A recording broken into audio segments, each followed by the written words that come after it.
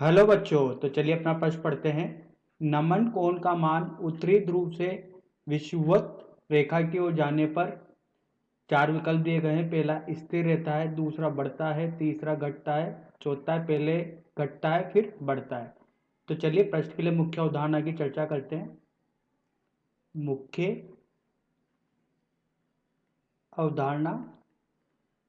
तो अपन यहाँ पर सबसे पहले समझते हैं नमन कोण होता क्या है। नमन कोण के बारे में समझते हैं अपन। तो देखिए नमन कोण, तो देखिए ये अपना चुंबकीय यामोत्तर है। चुंबकीय यामोत्तर है।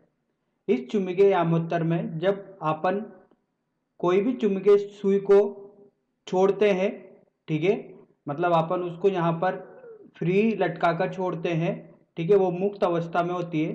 तो ये चुंबकीय सुई पृथ्वी के कुल चुंबकीय क्षेत्र के परिणामी की दिशा में आकर रुकती है, जिसे अपन बोलते हैं बी। क्या बोलते हैं? इसे अपन बी बोलते हैं। और ये अपन का क्षैतिज है, ठीक है।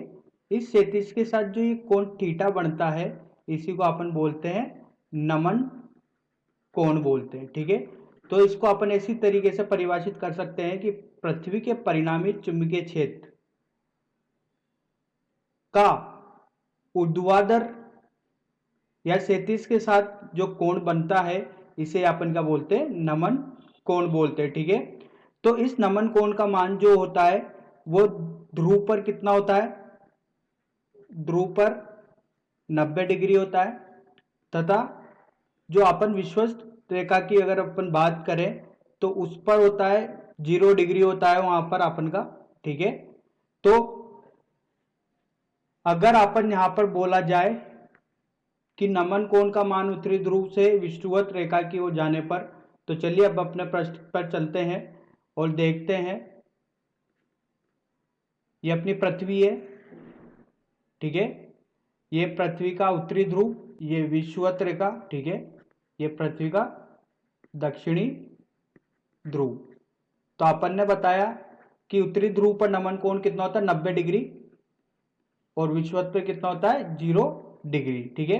तो जब उत्तरी ध्रुव से विषुवत रेखा की तरफ जाएंगे तो नमन कोण क्या हो रहा है? घट रहा है, ठीक है।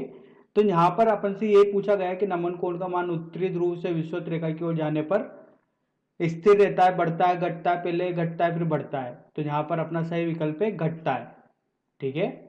तो आशा करता हूं आपको ये समझ में आया होगा। धन्यवाद।